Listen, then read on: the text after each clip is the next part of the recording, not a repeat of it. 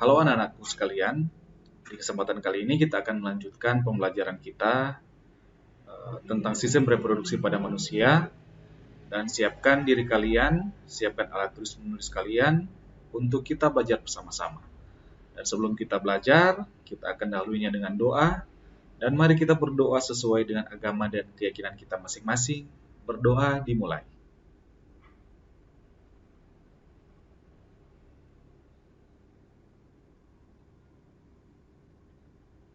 Berdoa selesai. Nah, seperti yang Bapak katakan di awal tadi, kita akan meneruskan pembelajaran tentang sistem reproduksi pada manusia. Dan kalau kalian perhatikan di tampilan ini adalah peta konsep materi yang akan kita pelajari di kesempatan kali ini. Jadi sistem reproduksi manusia itu dibagi menjadi dua. Ada sistem reproduksi pada wanita dan ada sistem reproduksi pada pria. Kemudian kita juga akan membahas tentang kelainan-kelainan atau penyakit yang berkaitan dengan sistem reproduksi pada manusia. Oke, tanpa berlama-lama, silakan kalian menyaksikan penjelasan dari materi berikutnya. Nah, kita akan mulai di sistem reproduksi pada manusia, yaitu kenapa kita harus mempelajari tentang sistem reproduksi pada manusia ini.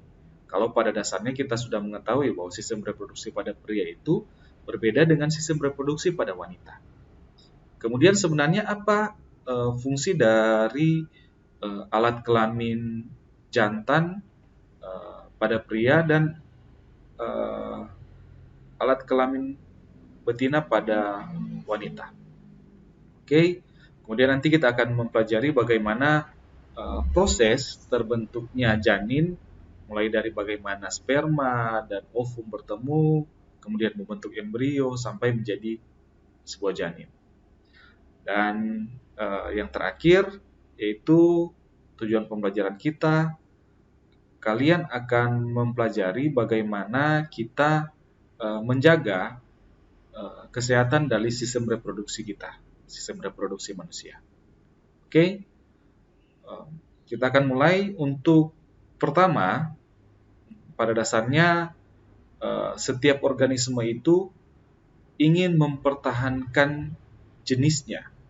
Nah, oleh karena itu setiap organisme itu mempunyai kemampuan untuk bereproduksi atau berkembang biak. Tidak terkecuali kita manusia. Oke.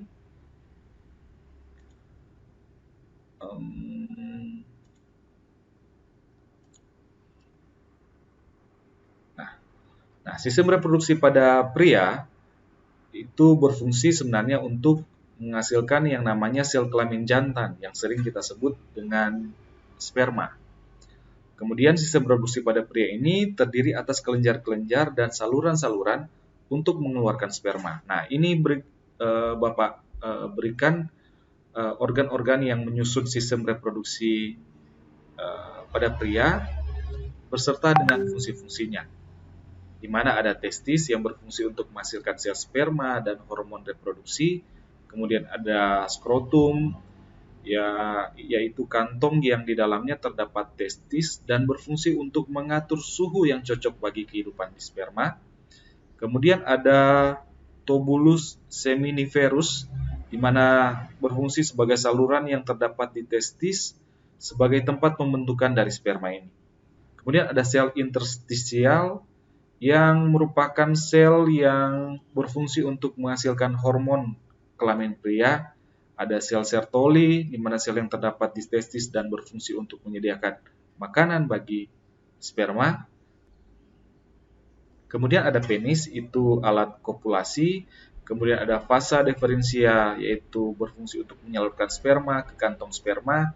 Kemudian ada ductus epididymis, itu tempat pematangan dan penyimpanan sementara sperma. Kemudian ada kantong sperma, berfungsi sebagai tempat menampung sperma. Kemudian ada kelenjar prostat dan kelenjar Cooper yang berfungsi untuk menghasilkan cairan semen yang berfungsi untuk memberi nutrisi dan mempermudah gerak dari sperma. Oke. Nah, ini gambar alat reproduksi pada pria, di mana tempatnya kantung kemih, ureter, vasa diferensia, uretra, penis, itu saluran ejakulasi, sampai di skrotum.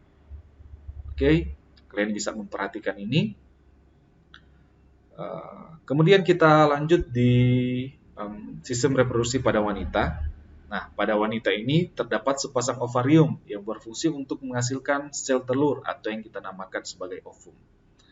Nah, setiap ovarium mempunyai saluran telur yang disebut dengan tuba falopi. Nah, kedua saluran telur ini akhirnya nanti akan bermuara di dalam rahim yang kita sebut dengan uterus. Nah, leher rahim atau serviks ini berhubungan dengan lubang tempat keluarnya bayi yang kita sebut sebagai organ reproduksi pada wanita, yaitu vagina. Nah, ini gambar alat reproduksi pada wanita, di mana di sana kalian bisa memperhatikan letak dari tuba falopi, ovarium, pembuluh darah, uterus, serviks sampai dengan vagina. Oke. Nah, kita akan lanjut ke pembahasan berikut tentang proses pembuahan atau fertilisasi. Nah, di sini ada beberapa penjelasan yang berkaitan dengan proses pembuahan. Jadi, prosesnya itu diawali ketika ovum itu telah matang, ovum tadi yang sudah kita bahas. Nah, ovum ini dikeluarkan oleh ovarium, kemudian nantinya akan menuju ke rahim atau uterus. Nah, proses pelepasan ovum dari ovarium ini disebut dengan ovulasi. Dalam perjalanannya ke uterus, jika ovum bertemu dengan sel sperma di tuba falopi atau di saluran telur, nah, ovum ini nanti akan dibuahi oleh sperma itu.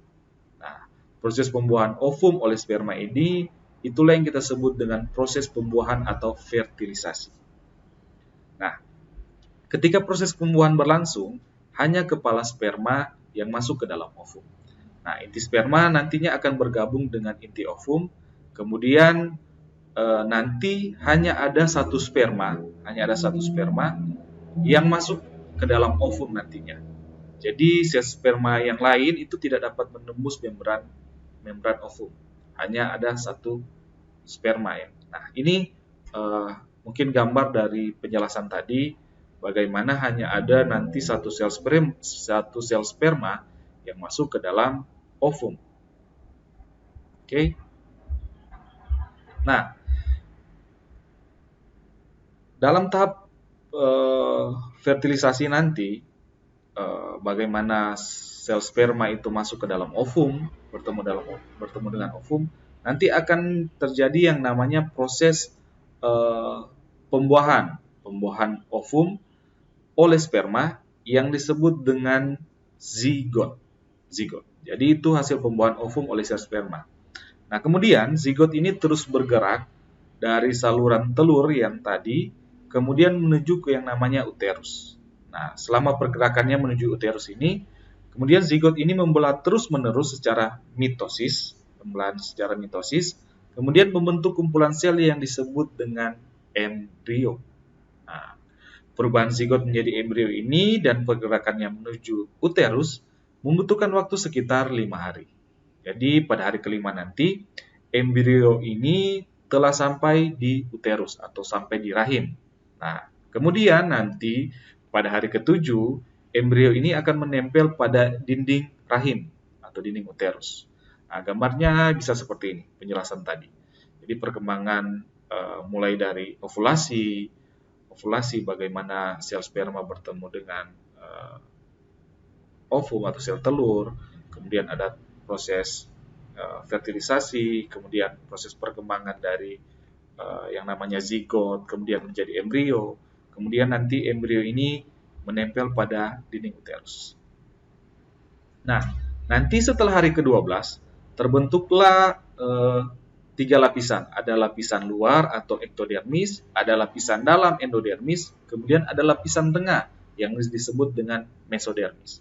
Kalian bisa melihat gambar tahap perkembangan embrio pada gambar berikut ini, di mana proses perkembangan embrio itu setelah menempel di dinding rahim atau dinding uterus sampai terbentuknya lapisan embrio.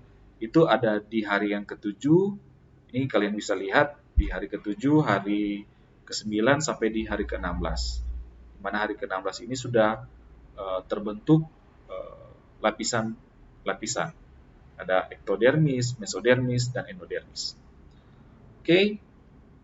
Nah, nanti pada minggu ke-8, struktur umum tubuh dewasa telah mulai terbentuk. Jadi minggu ke-8 mulai terbentuk dan plasenta juga telah terbentuk. Kalian bisa melihat di gambar ini bagaimana di proses perkembangan embrio itu terbentuk sampai menjadi janin, ada di minggu ke-4, minggu ke-7, sampai di minggu ke-13.